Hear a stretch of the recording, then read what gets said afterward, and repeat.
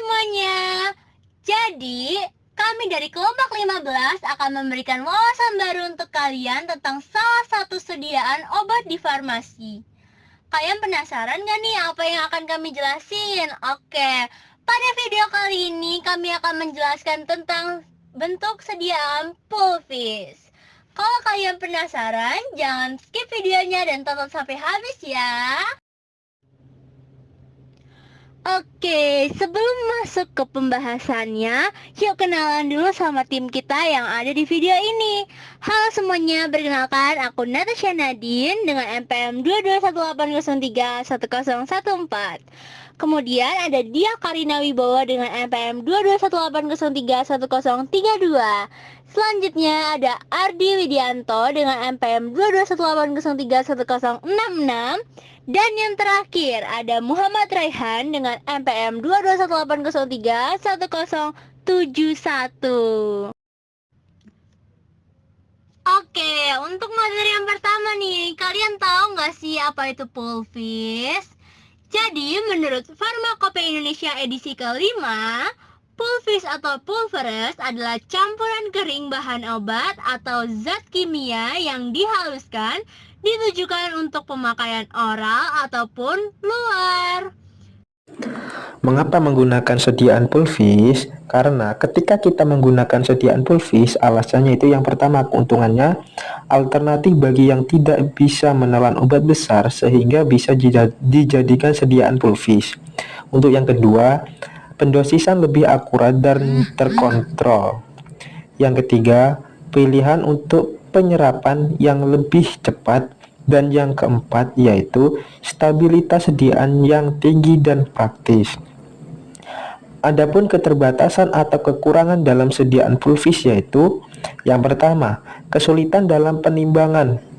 Meskipun pengukuran dosis dapat lebih akurat dengan sediaan pulvis, pengukuran yang tepat memerlukan keahlian dan alat yang sesuai. Jika tidak diukur dengan hati-hati, ada risiko dosis yang tidak tepat. Yang kedua, rasa dan kesenangan konsumen. Beberapa sediaan pulvis dapat memiliki rasa dan tekstur yang tidak menyenangkan bagi beberapa orang. Yang ketiga, tidak cocok untuk beberapa bahan aktif. Tidak semua bahan aktif cocok untuk dikonsumsi dalam bentuk sediaan pulvis. Beberapa bahan aktif mungkin sulit untuk diubah menjadi bentuk yang stabil.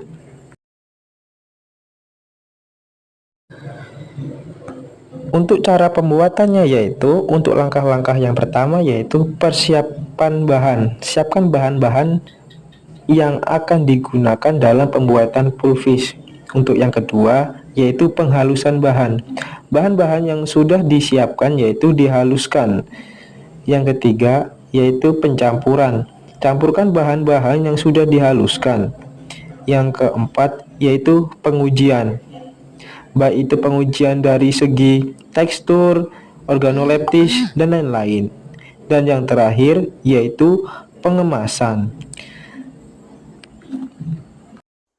Untuk selanjutnya adalah jenis-jenis pulvis berdasarkan cara penggunaan yang kita lakukan. Jadi ada 5 cara yang bisa kita gunakan dalam pulvis ini. Yang pertama itu pulvis ad unsum externum. Nah, ini kan ada kata externum ya, artinya luar. Berarti pulvis ini dipakai untuk pemakaian luar, contohnya kayak kulit. Nah, ini biasanya pakai di bedak tabur untuk antiseptik atau mungkin antifungi. Terus ada pulvis ad unsum internum. Nah, ini kan kalau ini internum, artinya itu buat obat internal, biasanya diminum. Bentuknya mungkin bisa puir atau semacamnya. Terus ada pulvis effervescens. Nah, pulvis effervescens ini biasanya digunakan untuk menghasilkan gas-gas gelembung. Jadi kayak biar lebih fresh rasanya kepada kita. Nah, yang biasanya ini masang dilarutkan dalam air dulu, ya air akan diminum. Terus ada pulvis granulatus. Nah, pulvis ini berbentuk butiran kasar, seperti granul.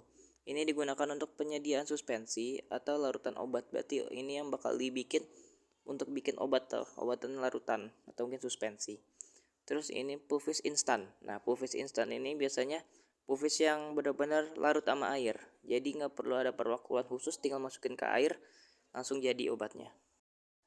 Untuk selanjutnya adalah penyimpanan sediaan pulvis. Nah, untuk penyimpanan sediaan pulvis ini pasti berbeda dengan obat yang lainnya juga karena bentuk dari sediaan pulvis itu juga berbeda. Nah, di sini ada 6 cara yang harus diperhatikan terkait penyimpanan pulvis tersebut. Yang pertama itu simpan di tempat yang kering. Karena pulvis ini berbentuk bubuk, otomatis sediaan ini sangat mudah untuk menyerap air. Nah, jika sediaan ini menyerap air padahal belum masih dikonsumsi, kemungkinan makan obat tersebut zatnya akan terkontaminasi atau mungkin berubah yang akhirnya tidak memiliki efeknya lagi. Yang selanjutnya itu adalah lindungi dari sinar matahari langsung.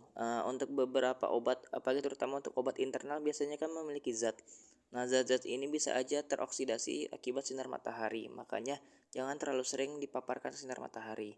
Yang ketiga itu pertahankan suhu yang tepat. Nah, kan namanya pulvis ini walaupun kering, tapi juga harus ada di suhu kamar, suhu normal. Kalau misalnya ada suhu yang terlalu panas atau terlalu dingin, zatnya akan bereaksi secara khusus atau mungkin bentuknya akan juga hancur.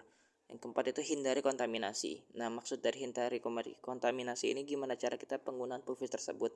Jangan sembarangan membuka dan tutup wadah dan meninggalkan begitu saja. Pastikan wadah itu tertutup rapat. Dan kelima itu perhatikan tanggal kadaluarsa. Nah, untuk semua obat pasti harus diperhatikan tanggal kadaluarsanya. Karena percuma saja jika kita memakai obat tapi obat itu sudah kadaluarsa. Yang keenam itu simpan dalam wadah sesuai. Nah, tadi kan kita udah lihat cara penggunaan pulvis itu berbeda-beda, pasti juga penyimpanan yang berbeda. Contohnya kayak misalnya buat eksternal pasti bentuknya berupa botol yang ada lubangnya atau mungkin berupa tutup keramik yang akan bisa diolesin. Sedangkan buat yang internal pasti berbeda juga, bisa aja menggunakan saset plastik atau mungkin puyer.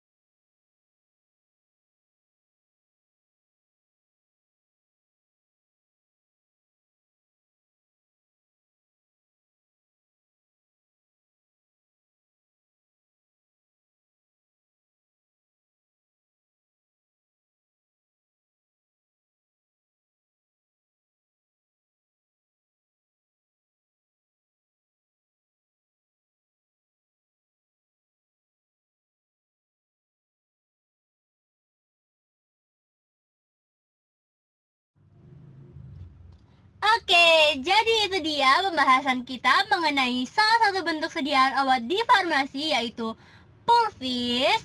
Jadi untuk kalian yang masih bingung, semoga terbantu dengan video kali ini. Thanks for watching. Bye.